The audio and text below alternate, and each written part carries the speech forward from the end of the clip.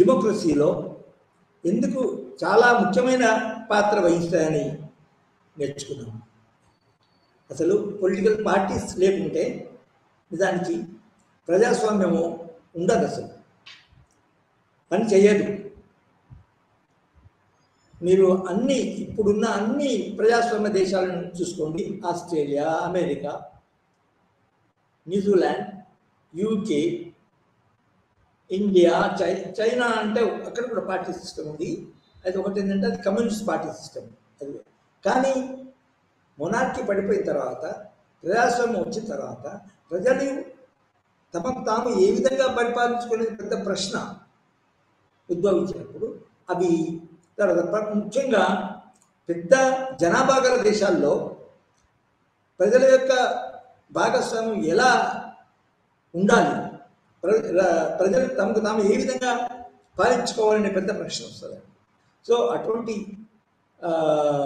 సందర్భంలోనే నిజానికి ముఖ్యంగా పెద్ద రాజ్యాల్లో, పెద్ద దేశాల్లో అసలు ప్రజలు చట్టాలు ఎట్లా చేయాలా, చట్టాలు ఎట్లా అమలు చేయాలా అనే పెద్ద సమస్య వస్తుంది.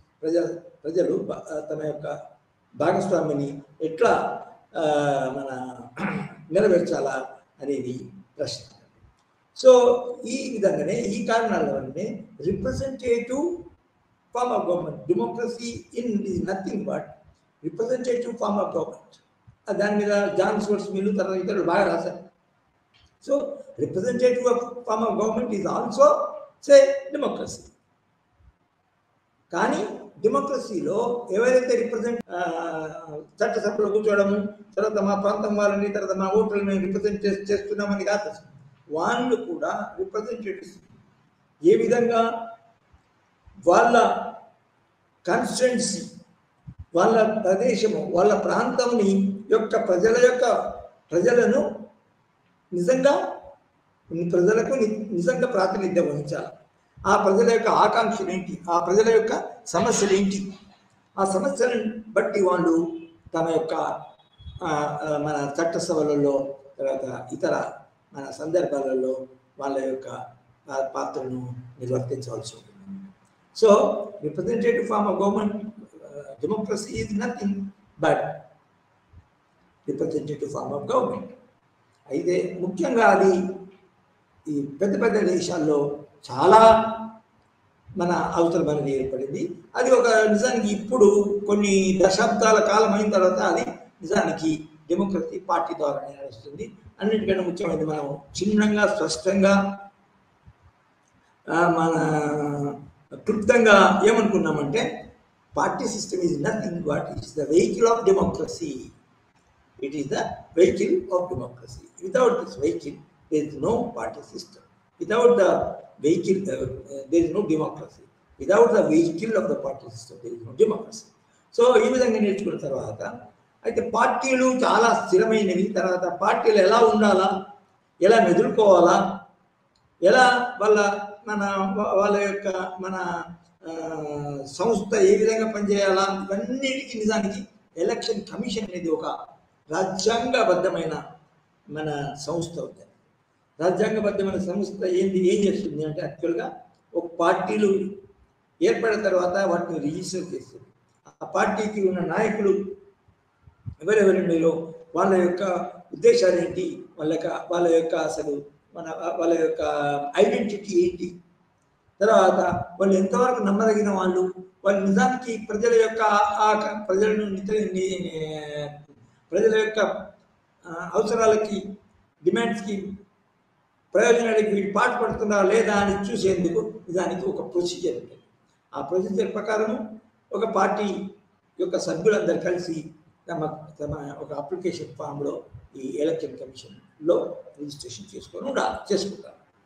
చేసుకున్న తర్వాత ఏమవుతుందంటే ఎలక్షన్ కమిషన్ నిజానికి ఒక పీరియడ్ పెట్టి ప్రతి 5 సంవత్సరాలు మన దేశంలో, ఇంకో దేశంలో అయితే ఫర్ ఎగ్జాంపుల్ అమెరికా అనేది 4 సంవత్సరాలకి ప్రతి 4 సంవత్సరాలకి ఒక ప్రెసిడెంట్ ఎన్నుకొనబడతాడు. ఇక్కడ ప్రతి 5 సంవత్సరాలకి ప్రెసిడెంట్ ఉంటాడు. దాని తర్వాత ప్రతి 5 సంవత్సరాలకి పార్లమెంటు ఎన్నికలు జరుగుతాయి. అదేవిధంగా మన అసెంబ్లీ ఎన్నికలు, స్టేట్ అసెంబ్లీ ఎన్నికలు జరుగుతాయి. సో ఈ విధంగా మన ఎన్నికలు జరిగినప్పుడు ఈ పార్టీలు తమ యొక్క క్యాండిడేట్స్ని ఎన్నికలలో ఫీల్డ్ చేసి ఎన్నికలను నియమించి ఎన్నికలు జరుపుతారు. ఎవరైతే మెజారిటీ ఓట్లు వస్తాయో ఆ పార్టీ అభ్యర్థి గెలుస్తారు. గెలిచిన తర్వాత వాళ్ళు చట్టసభలో వాళ్ళు. అయితే ఈ విధంగా మనకి తెలుసు. ఇది నిజానికి మనం ఈరోజు చదవబోయే, ఈరోజు విశ్లేషించబోయే టాపిక్ గురించి ఈ మాత్రం బ్యాక్గ్రౌండ్ అనుకున్నాను. సో పార్టీ సిస్టమ్ నా ఉద్దేశంలో మీకు మంచి స్పష్టత వచ్చిందని చెప్తున్నాను. అయితే ప్రజలు ఒక వ్యక్తికి, ఒక అభ్యర్థికి, తర్వాత ఒక పార్టీకి ఓటు వేసినప్పుడు ఆ ఓటింగ్ బిహేవియర్, దాని తర్వాత ఓటు ఏ విధంగా వేస్తున్నాడు అనే దాన్ని మనం ఓటింగ్ బిహేవియర్, ఓటింగ్ ప్రవర్తన, ఓటింగ్ ఒక పార్టీ, ప్రతి ఓటర్లు లేకపోతే ఒక సామూహిక ఓటర్లు ఒక వ్యక్తికి, ఒక పార్టీకి ఎందుకు ఓట్లు వేస్తున్నారు, ఆ ఓటు ఏ అంశాల మీద, ఏ అంశాలచే ప్రభావితం చేయబడుతుంది, ఆ బిహేవియర్, ఓటింగ్ ప్రవర్తన అనేది, ఓట్లు అనేది ఏ అంశాలపై, ఏ అంశాలచే ప్రభావితం చేయబడుతుంది అనేది ఇవాటి ముఖ్యమైన టాపిక్. ఎందుకంటే మనము ఓటింగు, రిప్రజెంటేషను, డెమోక్రసీ ఇవన్నీ అందరికీ తెలిసిన విషయాలే, అన్ని దేశాల్లో ఉన్నాయి. కానీ అంటే పార్టీ సిస్టము, తర్వాత ఎలక్షన్ కమిషను, దాని తర్వాత డెమోక్రసీ, ఇవన్నీ సంస్థలనేటి నిజానికి నీతికి ఒకే విధంగా కనబడతాయి. కానీ అవి పనిచేసే విధానం అనేది దేశకాల పరిస్థితులు, ఏ దేశంలో ఓట్లు జరుగుతున్నాయో అటువంటి ఓటు వేసే వాళ్ళ యొక్క సామాజిక, సాంస్కృతిక, ఆర్థిక పూర్వరంగం ఏంటి, వాళ్ళ బ్యాక్గ్రౌండ్ ఏంటి, ఆ బ్యాక్గ్రౌండ్ మీద ఆధారపడుతుంది. అంటే దాని అర్థం ఏంటి, ఈ డెమోక్రసీ, మన ప్రజాస్వామ్య సంస్థలు ఏదైతే ఉంటాయో, పార్టీ సిస్టము, తర్వాత ప్రెషర్ గ్రూపు, దాని తర్వాత ఎలక్షన్ కమిషన్, దాని తర్వాత ఇవన్నీ, ఓటింగ్ విధానము, ఇవన్నీ ఒక ప్రత్యేకమైన సాంస్కృతిక, సామాజిక బ్యాక్గ్రౌండ్ ప్రకారము అవి నడపడం జరుగుతుంది. వాటి యొక్క ప్రవర్తన విధానం, నడిచే విధానం ఈ సాంస్కృతిక, మరి సామాజిక బ్యాక్గ్రౌండ్పై ఆధారపడి ఉంటుంది. అది నిజానికి ఒక విధంగా స్వభావసిద్ధమైందే, స్వభావం అనుకుంటుంది. అంటే ప్రతివాడు ఓటేసేవాడు ఏదో ఒకటి ఓటేయడు. నా ఓటు ఎవరికి పడుతుంది, ఆ వ్యక్తి ఎవరు, ఆ పార్టీ ఎవరు. ఉదాహరణకి ఒక కులానికి సంబంధించిన వాడు అనుకుందాం, లేదా ఒక ప్రత్యేకమైన కులానికి సంబంధించిన ఓటర్ అనుకుందాం. వాళ్ళు సామాన్యంగా వాళ్ళు ఏ వ్యక్తి అయితే ఉన్నాడో ఆ వ్యక్తి తమ కులానికి సంబంధించిన వాడా అని ఆలోచించి ఓటేయడం జరుగుతుంది. అది తప్పదు. అంటే ఇక్కడ ఏంటంటే మనం నేర్చుకోవాల్సింది ఏంటంటే, democratic institutions, party system, pressure groups, election procedure, సీట్లు, మెజారిటీ, ఇవన్నీ నిజానికి నీతికి ఒక విధంగా లీగల్గా బాగానే ఉంటాయి. కానీ అవి ఏ దేశంలో పనిచేస్తున్నాయో ఆ దేశం యొక్క సాంస్కృతిక, సామాజిక బ్యాక్గ్రౌండ్, ఆర్థిక బ్యాక్గ్రౌండ్ని బట్టి అవి నడుస్తాయి అని చెప్పవచ్చు. అదేవిధంగా ఆయా దేశాల యొక్క ఓటర్ల యొక్క సామాజిక, సాంస్కృతిక పరిస్థితులను బట్టి వాళ్ళు ఓట్లు వేస్తారు. అంటే అనేక దేశం యొక్క సామాజిక, సాంస్కృతిక, ఆర్థిక విషయాలు ఏవైతాయో వాళ్ళ యొక్క ఆ ఓటర్ల యొక్క ఓటింగ్ ప్రవర్తనని పూర్తిగా ప్రభావితం చేస్తాయి అనేది చాలా ఇంపార్టెంట్. అది నేర్చుకోవాల్సింది.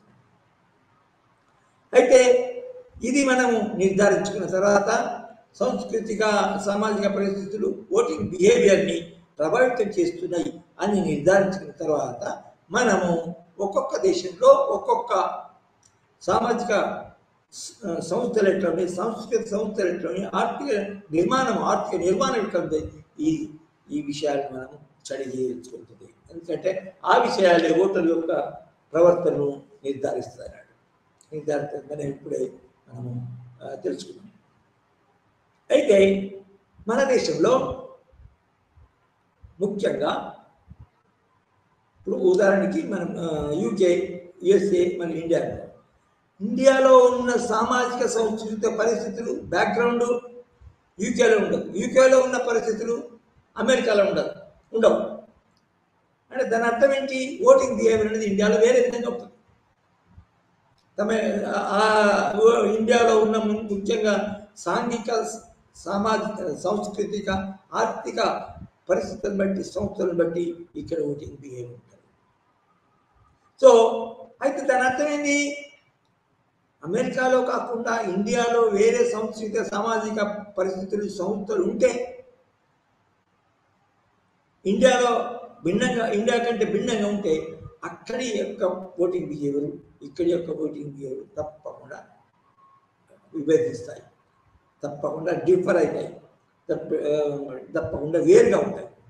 సో కాబట్టి మనము ఆ దేశంలో, ఒక్కొక్క దేశంలో ఉన్న సాంఘిక, సామాజిక సంస్థలేంటి అనేది మనము తెలుసుకోవాల్సి ఉంటుంది. సో ఆ రోజు ఇప్పుడే మనం సో ఆ విషయాలకి ఈ రోజు యొక్క ముఖ్యమైన టాపిక్కి మనం వస్తున్నాం. అదేంటంటే మన దేశంలో ముఖ్యమైన సామాజిక, సాంఘిక, సాంస్కృతిక సంస్థలు ఏమున్నాయి చెప్పండి. ముఖ్యంగా కులము నిజానికి వేరే దేశాల్లో లేదు. తర్వాత మతము అనేది వేరే దేశాల్లో కూడా ఇక్కడ ఎక్కువ ఉంది. తర్వాత మతంలో కూడా ఏ మతాలు ఉన్నాయి, తర్వాత ఆ మతాలు ఏ విధంగా ఓటర్ని ప్రభావితం చేస్తుంది. సో కులము, మతము, అదేవిధంగా ఇప్పుడే చెప్పినట్టు, మనం ఒక 2 నిమిషాల ముందు చెప్పినట్టు వర్గ ప్రాతిపదిక మీద కూడా ఓటు వేయడం జరుగుతుంది. వర్గం కూడా వర్గం అంటే ముఖ్యంగా ఆర్థిక వర్గం. ఫర్ ఎగ్జాంపుల్ వర్కర్స్, నువ్వు ఏ కులమైనా ఏ మతమైనా కూడా ఏమైనా వర్కర్స్ ఏం చేస్తారు? సామాజికంగా వాళ్ళ యొక్క ఆర్థిక పరిస్థితిని మార్చడానికి, ఇంప్రూవ్ చేయడానికి, వాళ్ళ జీతాలు పెరగడానికి, వాళ్ళ యొక్క వర్కింగ్ కండిషన్స్ ఇంప్రూవ్ చేయడానికి ప్రయత్నం చేసే పార్టీలకు ఓటు చేయడం. ఈ విధంగా కులము మరియు వర్గము, తర్వాత మతము, తర్వాత ఇంకా మన ఈ జెండర్, లింగ ప్రాతిపదిక కూడా మన ఓటింగ్ బిహేవియర్లో ఓటింగ్ బిహేవియర్ని ప్రభావితం చేయడానికి అవకాశం ఉంది. అవి అట్లా నిజానికి మన భారతదేశంలో మన 1950 కంటే ముందు జరిగిన ఎన్నికల్లో కాకుండా దాని తర్వాత మాత్రం సామాన్యంగా every voter every vote is secret. Every voter is free to vote to anybody person. So ఆ ఓటింగ్ ఎవరి సీక్రెట్ కాబట్టి నిజానికి అది ఎవరు చెప్పరు. ఎందుకే ఒక పార్టీకి, ఒక వ్యక్తికి ఎందుకు ఓట్లు వేస్తున్నారు అనేది నిజానికి అతను ఎవరికి చెప్పనక్కది. ఒక భార్య ఉందనుకోండి కుటుంబంలో, ఆ భార్య అతని పిల్లలకి తల్లిగా ఆమెకి ఎవరికి ఓటు వేసిందని చెప్పడానికి అవసరం లేదు. సీక్రెట్ ఓటు యొక్క పవిత్రత, మన మెరిట్, లాభం అదని నిజానికి. అందుకొరకే స్త్రీలు మన దేశంలో కూడా తమకు ఒక ఓటు హక్కు వేరున్నది. తర్వాత భర్త చెప్పినా కూడా, తర్వాత మన వేరే నాయకులు చెప్పినా కూడా, తమ పిల్లలు చెప్పినా కూడా వాళ్ళు వినని అవసరం లేదు. ఇది పెద్దలు కానీ, వృద్ధులు కానీ, పిల్లలు కానీ, ఇది మనకు ఓటు హక్కు ఉంది. సో ముఖ్యంగా ఏ సంస్థలు, ఏ విషయాలు ఓటర్ యొక్క బిహేవియర్ని ప్రభావితం చేస్తాయంటే, మొదటి కులము, రెండవది వర్గము అంటే ఆర్థిక వర్గము, మూడవది మన మతము, తర్వాత నాలుగవది మన జెండర్ అంటే లింగం. సో కులము అనేది మన దేశంలో శతాబ్దాల నుంచి ఉన్న ఒక ముఖ్యమైన సంస్థ. మరి మన రాజ్యాంగంలో కుల ప్రాతిపదిక, లింగ ప్రాతిపదిక, వర్గ ప్రాతిపదిక ఉండకూడదు కదా, దాని బేసిస్ ఉండకూడదు కదా అని ఉన్నది. వివక్ష ఉన్నది. వివక్ష, కుల వివక్ష, మత వివక్ష, వర్గ వివక్ష ఉండదు కదా. అవి లేకుండా కుల సంస్థలు మన పార్టీలు ఏర్పరచుకోవాలా. తర్వాత ఆ విషయాలను పబ్లిక్లో ప్రవర్తించకూడదు, అవి మన ఆ విషయాల యొక్క ప్రస్తావన తీసుకురాకూడదు కదా అనేది కూడా రూల్ ఉంది.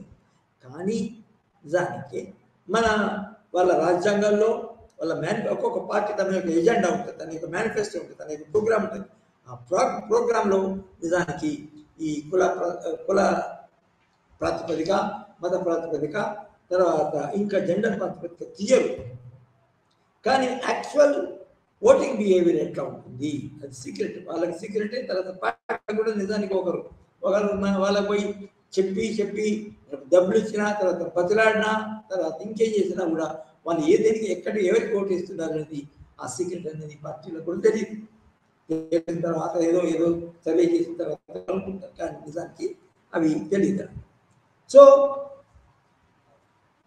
మన దేశంలో మొట్టమొదటి నుంచి శతాబ్దాల గురించి మన కుల వ్యవస్థ, కులం అనే సంస్థ మొట్టమొదటి నుంచి ఉన్నది, వేళ్ళూనుకున్నది. అంటే రాజ్యాంగంలో ఎంతవరకు కుల నిర్మూలన జరగాల, మన కులం ఉండకూడదు అనేది చేసుకున్నా కూడా నిజానికి అది ముఖ్యంగా నిజానికి ఒక పెద్ద గట్టు సమస్య, కొరకరాని కొయ్య అనుకోవాలి ఏది కులం అనే సంస్థ. ఎందుకంటే అంబేద్కర్ వాదులు, అంబేద్కర్ యొక్క ఫాలోవర్స్ ఏమంటారంటే కుల నిర్మూలన జరగాలి.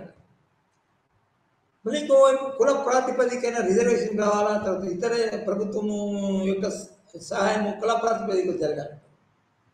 ఈ విధంగా నిజంగా ఒక కులం అనేది కుల నిర్మూలన జరగాల. కుల నిర్మూలనకి నిజంగా కులం అనే పేరు, ఐడెంటిటీ తప్పకుండా ఉండాలని ఒకటి ఉంటుంది. కుల నిర్మూలన జరగాల, కుల ప్రాతిపదికన వేరే ఏ విషయము నిజంగా మనము నిర్ధారించకూడదు అనేది ఒక నిజానికి ఒక డైలమా. అయితే ఈ వ్యవస్థ ఏదో విధంగా మొత్తం మీద అది కంటిన్యూ అవుతుంది.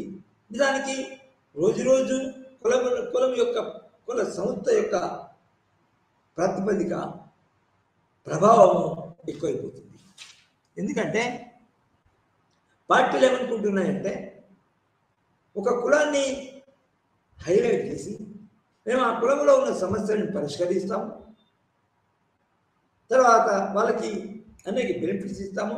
అంటే ఇదివరకు రాజ్యాంగం ప్రకారమే ఎస్సీలు అంటే మాదిగ, రెల్లి, తర్వాత ఇతర కులాలకి అంటరాని కులాలకి ముఖ్యంగా అవి. అదేవిధంగా ఎస్టీలు అంటే అది మన ప్లేన్స్, మైదాన ప్రాంతాలకి దూరం ఉండి అడవుల్లో ఉండేవాళ్ళు ఎస్టీలు. అంటే చాలామంది ఇక్కడ మన మైదాన ప్రాంతాల్లో మెయిన్ ముఖ్యమైన ప్రాంతాల్లో ఉన్నాయి. కానీ ముఖ్యంగా ఈ ఎస్టీ అనే వర్గము ఎందుకు రాజ్యాంగ పరంగా క్రియేట్ చేయబడింది, వాళ్ళకు హక్కులు ఇవ్వబడింది, ఒక కమిషన్ ఏర్పాటు జరిగిందంటే వాళ్ళు సామాన్యంగా అడవుల్లో నివసిస్తారు. తర్వాత వాళ్ళని మెయిన్ స్ట్రీమ్లో అంటే వాళ్ళ అభివృద్ధి కావాలంటే వాళ్ళకి రిజర్వేషన్ కావాలా అనే ఉద్దేశంతో వాళ్ళకి రెండు కుల సమూహాలుగా తీశారు, ఏది ఎస్టీలు, ఎస్సీలు. అయితే మరి మైదాన ప్రాంతాల్లో ఉన్న వాళ్ళు అగ్ర కులాలు, మిడిల్ కులాలు, తర్వాత కింది కులాలు, శూద్ర కులాలు, ఈ కులాల వాళ్ళు కూడా ఈ కులాల వాళ్ళ యొక్క ఓటర్స్ ఏ విధంగా రాబట్టాలా అనేది పార్టీలకు పెద్ద సమస్య. రాజ్యాంగంలో ఇది ఉంటుంది, ఏది కుల వివక్ష ఉండకూడదు, కుల ప్రసక్తి ఉండకూడదు, కుల ప్రాతిపదికలు ఉండకూడదు అని రాజ్యాంగం చెప్తుంది. అదేవిధంగా ముఖ్యంగా ప్రాతినిధ్య చట్టమైన 1951 నుంచి పనిచేస్తున్న పీపుల్స్ రిప్రజెంటేటివ్ యాక్ట్, ప్రజల ప్రాతినిధ్యం యొక్క చట్టం ఏదైతే ఉందో ఆ చట్టము అమలైతే ఉంది. దానికి సవరణలు జరిగినాయి.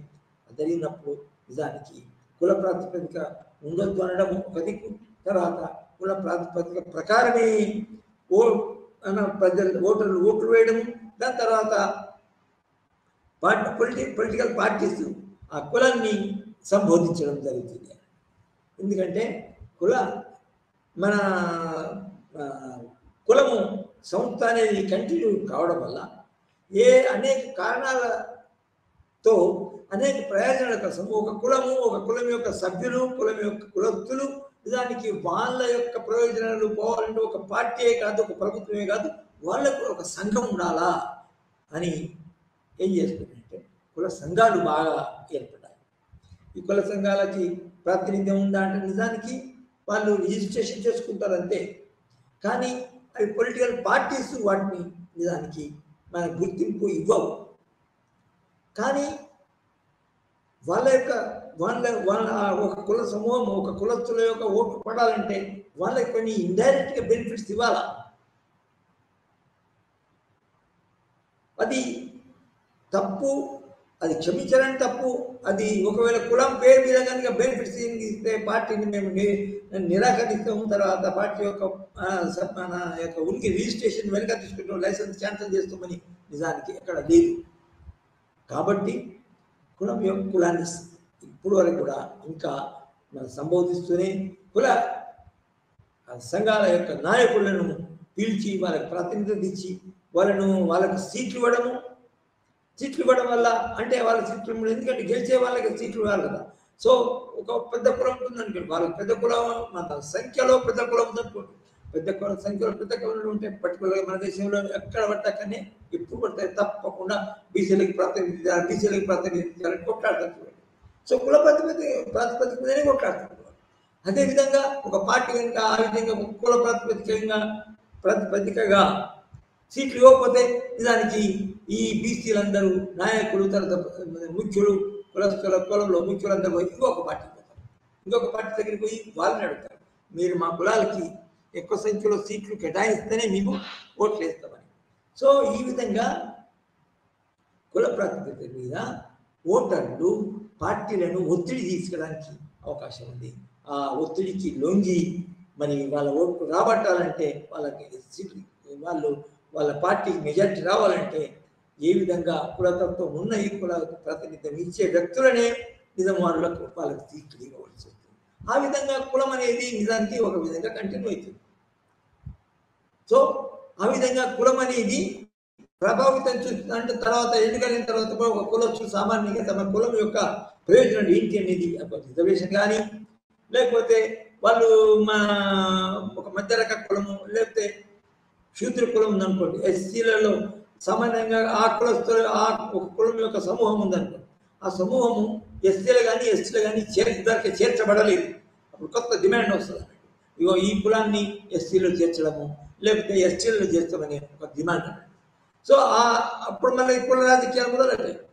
ఏమనంటే ఏ పార్టీ అయితే మా కులాన్ని ఎస్సీలో చేస్తారో లేకపోతే ఎస్టీలో చేస్తారో ఆ పార్టీకి మేము ఓట్లు వేస్తాం. సో కులం యొక్క డిమాండ్ ఈ విధంగా ఒక డైనమిక్ ఫోర్స్ అయిపోతుంది, డైనమిక్ పాయింట్ అయిపోతుంది, శక్తి అయిపోతుంది. సో నాయకులు తర్వాత పార్టీ నాయకులు వేరే కులానికి చెందిన నాయకులు కూడా ఫర్ ఎగ్జాంపుల్ కేసీఆర్ ఒక డిమాండ్ వచ్చింది, ఒక కుల సమూహం వచ్చి బాబు ఇది నిజానికి మొట్టమొదటి ఒక విధంగా దీని గుణగణాలను బట్టి చూస్తే అది ఎస్సీలనే ఉండాలా.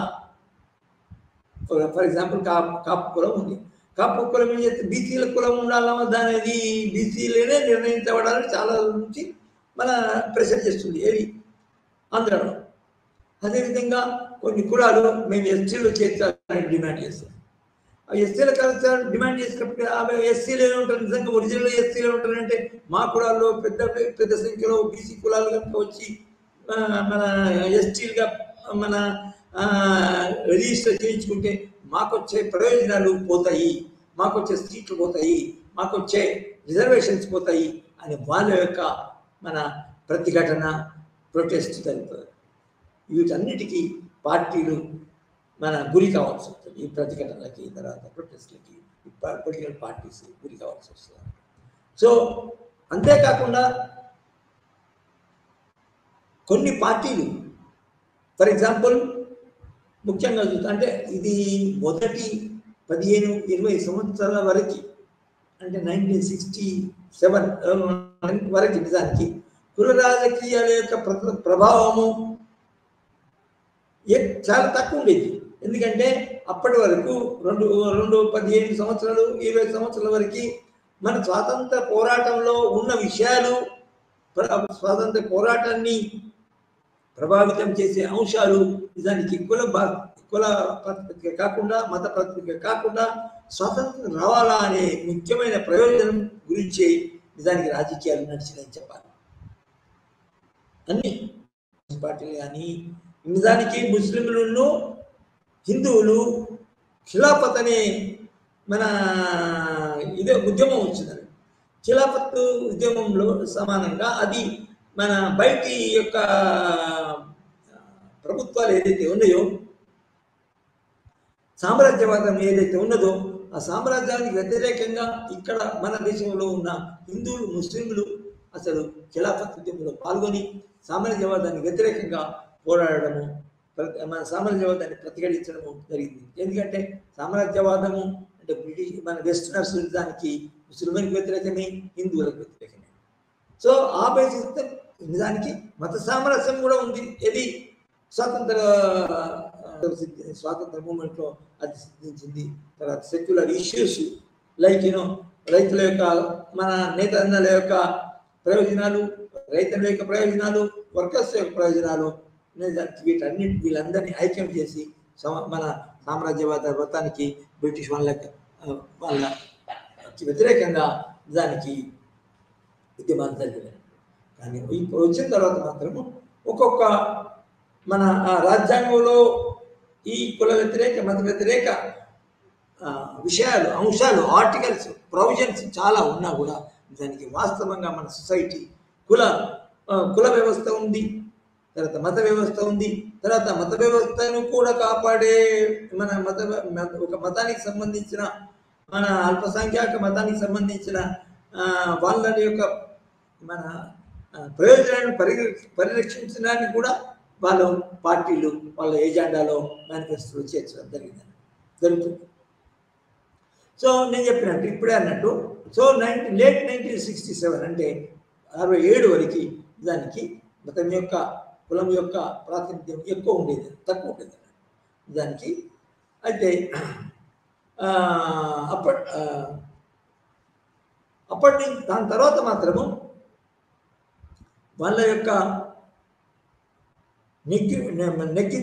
వాళ్ళ యొక్క ప్రయోజనాలు నెరవేర్చుకోవడానికి, ఎన్నికల పోటీని తగ్గించుకోవడానికి, తర్వాత కాంగ్రెస్ పార్టీ యొక్క ఆధిక్యత తగ్గించడానికి, తర్వాత కాంగ్రెస్ పార్టీ నిజానికి ఒక విధంగా నిజానికి సెక్యులర్.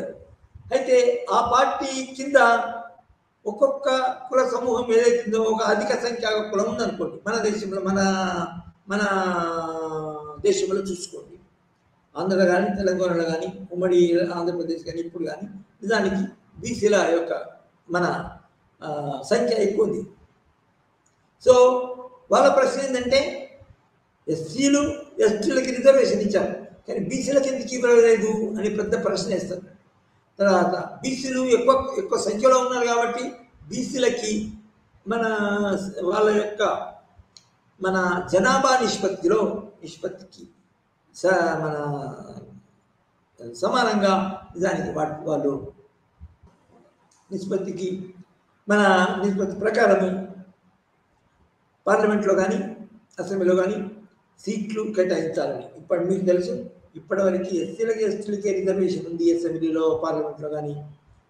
మన బీసీలకి మన అసెంబ్లీలో ప్రాతినిధ్యం లేదు, రిజర్వేషన్ లేదు.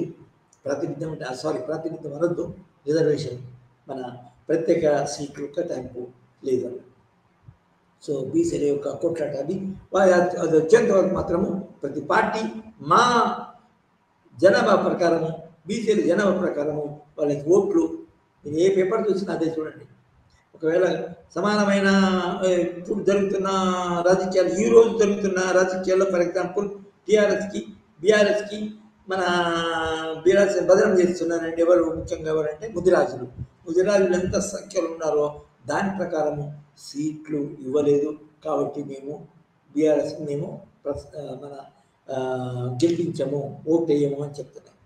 అదేవిధంగా వేరే పార్టీలు కూడా వాళ్ళ యొక్క రెడ్డిలు కానీ వెలమలు కానీ వాళ్ళ యొక్క మన జనసంఖ్యను బట్టి మన సీట్లు ఇవ్వాలని కొట్లాడుతున్నాయి. అవి ఎట్లా కొట్లాడుతున్నాయి దానికి వాళ్ళు వేరే పార్టీలు పోవడానికి మంచి వ్యక్తులు కూడా, అంటే ఇప్పుడు కులం చూసుకుంటున్న తర్వాత తన యొక్క సొంత సామర్థ్యాన్ని కూడా చూసుకుంటాం. అంటే ఒక సమర్థమైన వ్యక్తి, తర్వాత ఒక అధిక సంఖ్యాక మన కుల బలం ఉన్న వ్యక్తి ఇంకొక పార్టీ దగ్గరికి పోతే ఈ ఈ పార్టీ ఉన్న పార్టీకి నిజానికి చాలా నిరుత్సాహంగా ఉంటుంది, తర్వాత ఓడిపోయేతామని భయం ఉంటుంది. కాబట్టి ఈ విధంగా బీసీ నాయకులని మన బుజ్జగించడం జరుగుతుంది, వాళ్ళకి సీట్లు ఇవ్వడం జరుగుతుంది. ఒకవేళ తక్కువ సీట్లు వస్తే వాళ్ళను ఇంక వేరే వేరే సీట్లు వేరే వేరే మన విషయాల్లో వాళ్ళకి సహాయం చేస్తాము, వాళ్ళకి మద్దతు ఇస్తాము, వాళ్ళ కులానికి ప్రాతినిధ్యం ఇచ్చడం జరుగుతుంది అన్నట్టు. అంటే ఇక్కడ ఎలక్షన్లో కాకుండా ఇంకా వేరే, అంటే తెలుసు కదా మీకు, ఎన్నుకున్న తర్వాత గెలిచిన తర్వాత ఒక పార్టీ అధికారంలోకి వచ్చిన తర్వాత ప్రభుత్వంలో, తర్వాత ప్రైవేటు, తర్వాత కార్పొరేషన్లో చాలా చాలా పొజిషన్స్ ఉంటాయి, చైర్మన్ అని, కమిషనర్ అని. అంటే అది అధికారంలో ఉన్న పార్టీకే ఉంటాయి. ఏ పార్టీ అధికారంలోకి వస్తే ఆ పార్టీ చిత్రాలు ఉంటాయి. కాబట్టి ఇంకా వేరే ప్రయోజనాలు, వేరే లాభాలు కలగజేస్తామని పెద్ద కులానికి మన ఇది మెప్పించడం, బుజ్జగించడం జరుగుతుంది. సో ఇది మన వట్టి ప్రయోజనాలు కాపాడమే కాకుండా నిజానికి కాంగ్రెస్ పార్టీ ప్రత్యేకమైన కులానికి, పెద్ద కులానికి కానీ చిన్న కులం, అన్ని కులాలకి అన్ని మతాలకు సంబంధించిన పార్టీ. కానీ ఏ విధంగా కులతత్వము ప్రబలిపోయిందో, కులం చాలా ముఖ్యమైన పాత్ర వహిస్తుందని తేలిపోయిందో అప్పటి నుంచి కులం పేరు మీద, తర్వాత మతం పేరు మీద పార్టీలు పనిచేయడం జరుగుతుంది. ఆ విధంగా మనకి ఏర్పాటైన ముఖ్యమైన పార్టీలు ఏవి అంటే మన ఉత్తరప్రదేశ్లో ఎస్పీ సమాజ్వాదీ పార్టీ, తర్వాత బీహార్లో ఆర్జేడీ రాష్ట్రీయ జనతా దళ్, తర్వాత ఉత్తరప్రదేశ్ మన బీహార్లో ఇంకా వేరే కుల ప్రాతిపదిక మీద ఏర్పడ్డ పార్టీలు కూడా ఉన్నాయి. నిజానికి నిమ్న కులాలకు సంబంధించిన వాళ్ళ యొక్క ప్రయోజనాల కోసం పోట్లాడమని, తర్వాత ఎస్సీ ఎస్టీ మైనారిటీస్కి మేము వాళ్ళకి ప్రాధాన్యత వహిస్తామని. ఎందుకంటే ఈ పార్టీలు ఇవి మన ఉత్తరప్రదేశ్లో ప్రత్యేకంగా యాదవుల పార్టీ, ములాయం సింగ్ యాదవ్, తర్వాత అతని కొడుకు మన అఖిలేష్, తర్వాత యాదవులు ఉన్నారు కదా, వాళ్ళని రిప్రజెంట్ చేయడానికి, వాళ్ళ ఆ కుల సమూహాన్ని ప్రాతినిధ్యం వహించడానికి ఆ పార్టీ ఏర్పడింది. కానీ దాన్ని వ్యతిరేకంగా బీజేపీని, మన యాదవుల పార్టీని వ్యతిరేకించడానికి ముఖ్యంగా బీఎస్పీ, బహుజన సమాజ్ పార్టీ అనేది ఏర్పడింది. ముఖ్యంగా కాంచీరామ్ యొక్క మన సైద్ధాంతిక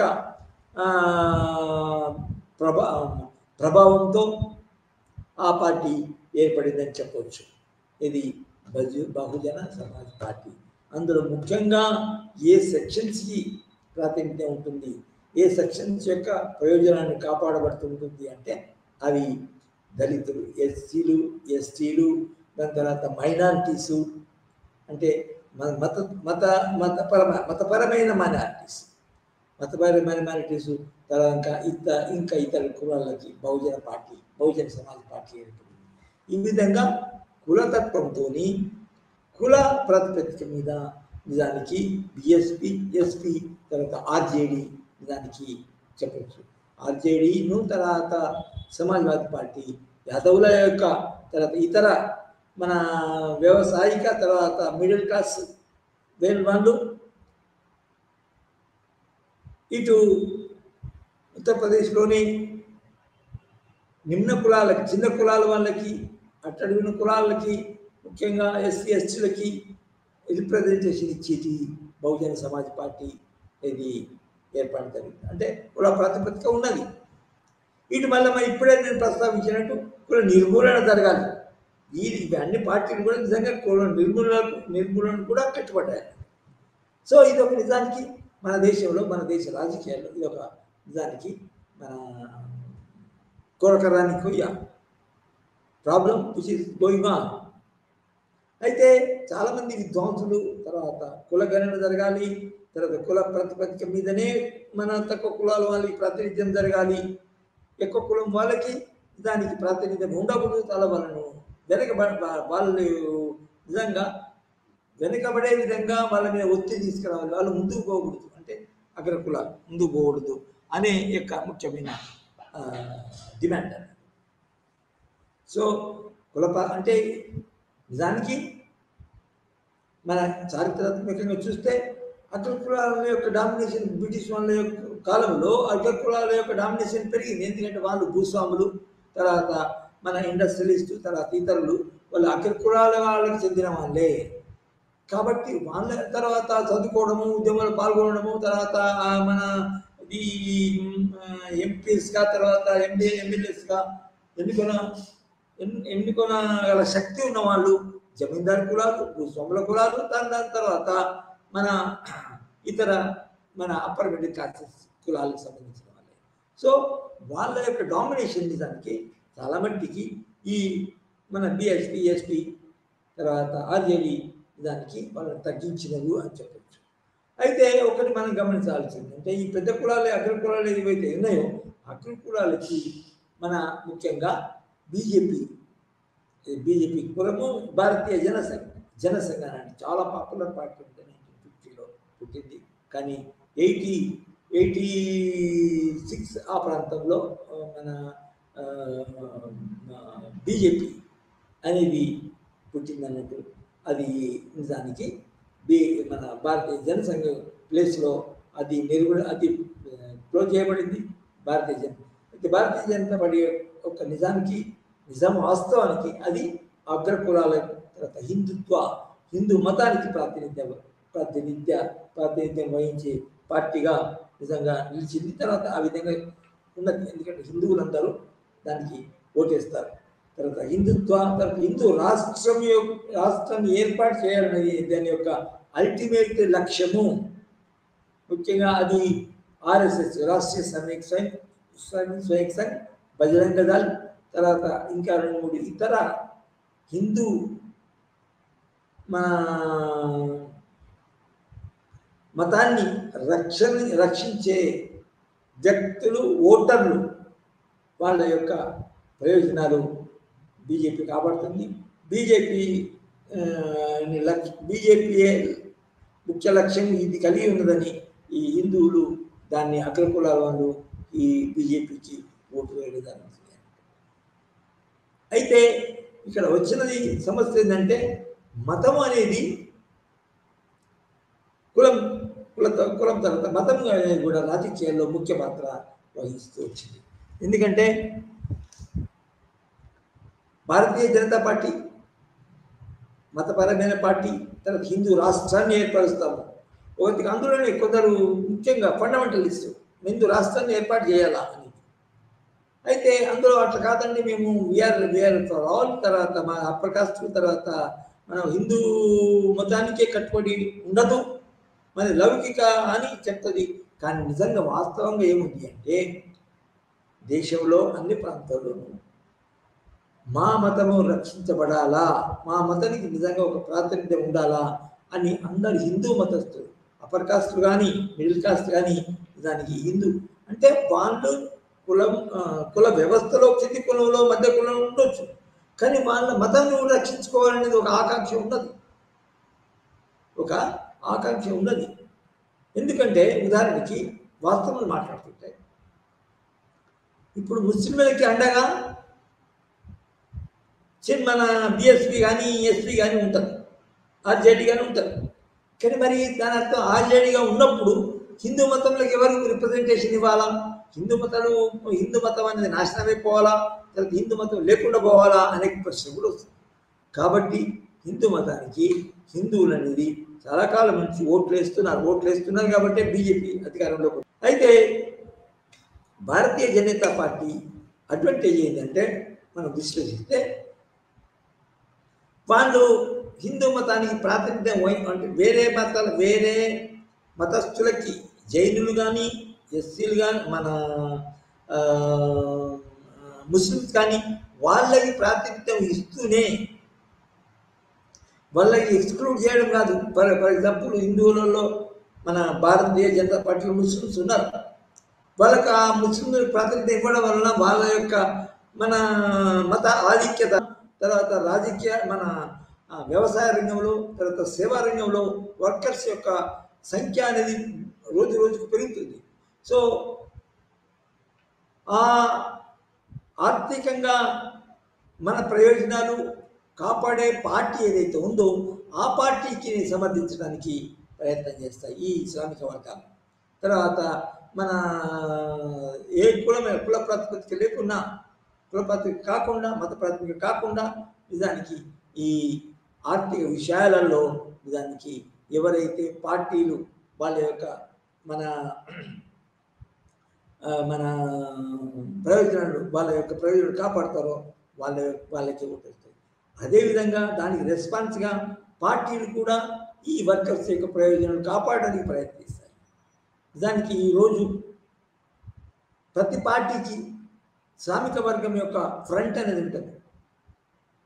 ఫర్ ఎగ్జాంపుల్ మీరు కాంగ్రెస్ పార్టీ చూసుకోండి, బీజేపీ చూసుకోండి, మన శ్రామిక వర్గం ఫ్రంట్ ఉంటుంది. ఫర్ ఎగ్జాంపుల్ బీజేపీ చూసుకోండి, భారతీయలో మన భారతీయ వర్కర్స్ మోర్చా అనేది శ్రామిక మోర్చా అనేది. అదేవిధంగా మన కాంగ్రెస్ పార్టీలో ఏముంది, ఇండియన్ నేషనల్ యూనియన్ అనేది. ఇది భారత శ్రామిక వర్గ ఫ్రంట్, శ్రామికాలకి ప్రతి ట్రేడ్ యూనియన్స్కి ఒక ఫ్రంట్ ఉంది. తర్వాత ఇంకా వేరే మన రీజనల్ పార్టీస్ కూడా శ్రామిక వర్గం యొక్క ఫ్రంట్ ఏర్పరచుకుంటాయి పార్టీకి సంబంధించి, పార్టీ కింద. అయితే ఇవన్నిటికీ నిజానికి ముఖ్యంగా నాయకులు ఐడియాలజికల్గా నాయకత్వం వహించింది గురువు ఎవరంటే నిజానికి కమ్యూనిస్ట్ పార్టీస్.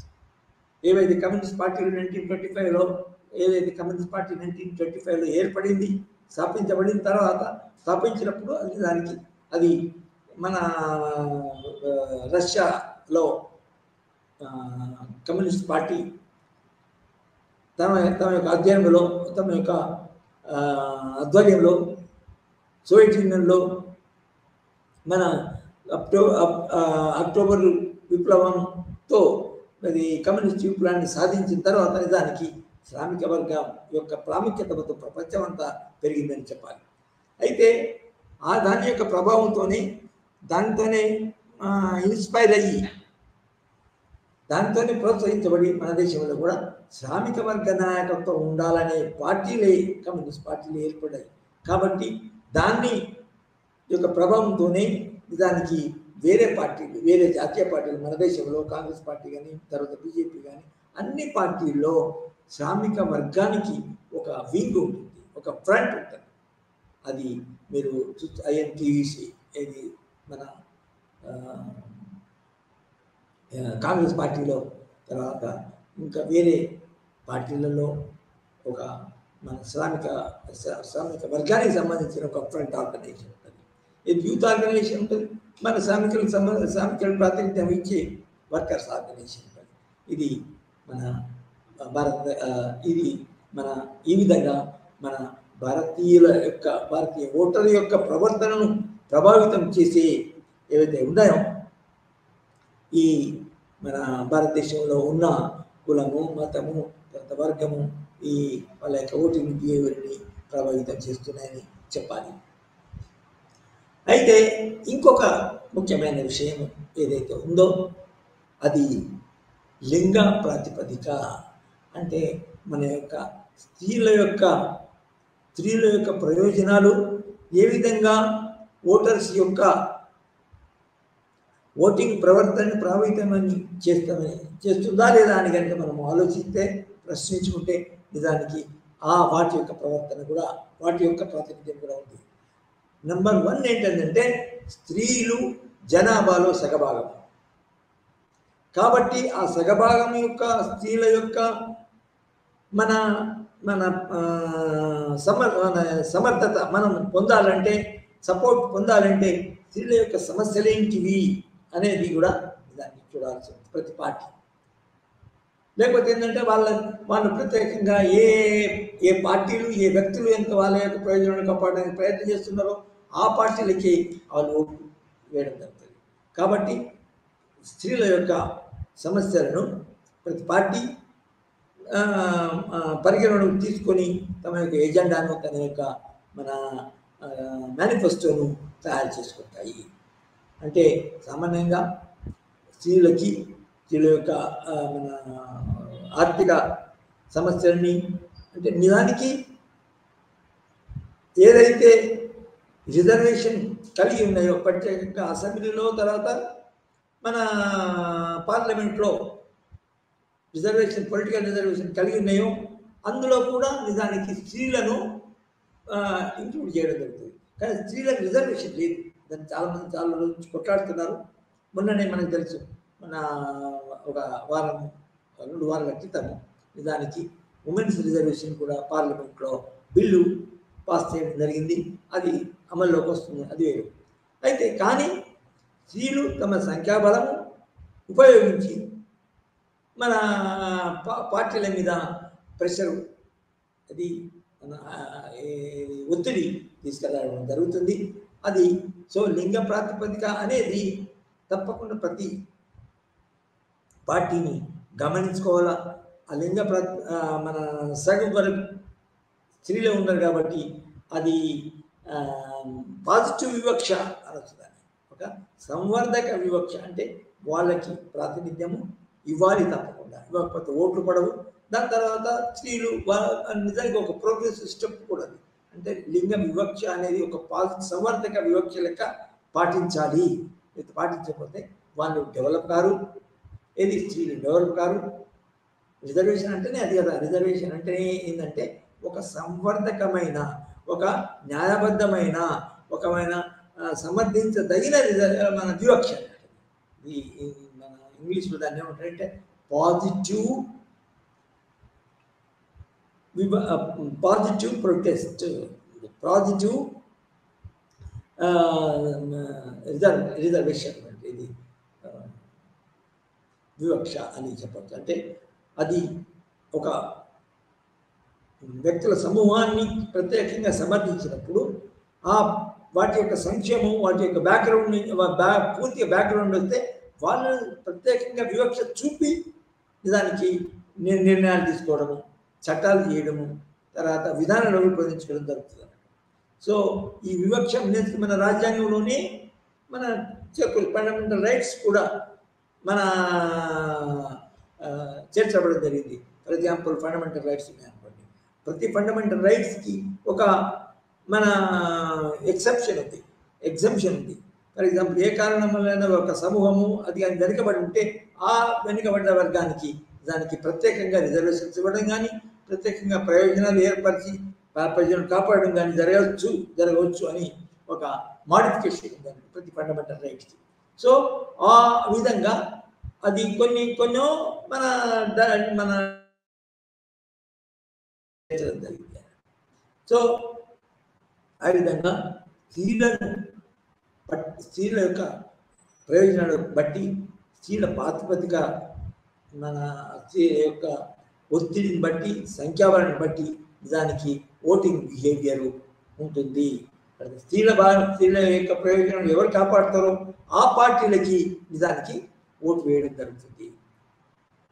ఆ ఒత్తిడికి, ఆ విషయాలను బట్టి నిజానికి ప్రతి పార్టీ తమ యొక్క మన విధానాలని రూపొందించుకోగలిగింది. దాని మనకు తెలుసు. ఇది అంటే చాలా రోజుల కింద జరిగిన రాజకీయాలు, తర్వాత ఎలక్షన్ అక్కడ పెట్టి మొన్ననే మన కొన్ని నెలల క్రితమే Congress party Karnataka state election జరిగినాయి. అక్కడ స్టేట్ ఎలక్షన్ జరిగినప్పుడు వాళ్ళు నిజానికి స్త్రీలకు ప్రత్యేకంగా మన కొన్ని ప్రయోజనాలు కలుగజేస్తాము అని కాంగ్రెస్ పార్టీ ఎజెండాలో చేర్చడం జరిగిందని. ఆ చేర్చిన ప్రకారమే వాళ్ళ యొక్క ప్రయోజనాన్ని బట్టి నిజానికి మన ఎన్నికల కాంగ్రెస్ పార్టీ ఎన్నికైన వెంటనే ఆ స్త్రీలకి ఒక మన మొత్తము ఏ స్త్రీ అయినా కూడా స్త్రీలందరికీ నిజానికి బస్సులో ఛార్జీలు లేకుండా, ఏమాత్రము ఛార్జీలు లేకుండా ఫ్రీగా ప్రయాణించవచ్చు అనేది చేశారండి. అది నిజానికి ఒక గొప్ప. అప్పుడే నిజానికి కాంగ్రెస్ పార్టీకి వచ్చింది. దాన్ని బట్టే నిజానికి ఇక్కడ మన కాంగ్రెస్ పార్టీ ఏం చేసింది చూడండి. మన స్త్రీలందరికీ, ప్రతి స్త్రీకి మన కొంత ఆర్థిక సహాయం ఖచ్చితంగా చేస్తారు. 2,500 రూపాయలు ప్రతి స్త్రీకి ప్రతి నెలకి ఇవ్వడం జరుగుతుంది అని చెప్తున్నారు. తర్వాత దీనికంటే ముందు కూడా నిజానికి బాలికలకి మన అది మన ఆర్టీసీ బస్సులలో రిజర్వేషన్స్ టికెట్ లేకుండా ప్రయాణించడానికి అవకాశం చేకూర్చాలి. సో ఈ విధంగా ఓటింగ్ బిహేవియర్ అనేది మన లింగం, మన కులము, మతము మరియు వర్గము మరియు లింగము ఈ యొక్క విషయాలచే ప్రభావితము చేయబడుతుంది అనేది మనము గమనించాలి. ఆ విధంగానే మనం రాజకీయ విశ్లేషణ సరిగా చేయగలుగుతాము, రాజకీయాలను మనము సరిగా చదవగలుగుతాము. లేకపోతే అది పూర్తిగా మన యొక్క స్టడీ, మన యొక్క అండర్స్టాండింగ్ లోపభూయిష్టమై ఉంటుంది అని విధంగా చెప్పుకోవాలి. లేకపోతే అది మన యొక్క స్టడీ చాలా అసంపూర్ణము అని అనుకోవచ్చు. ఇంతటితో మనం నెక్స్ట్ క్లాస్లో కలుసుకుందామని చెప్తాను. Thank you.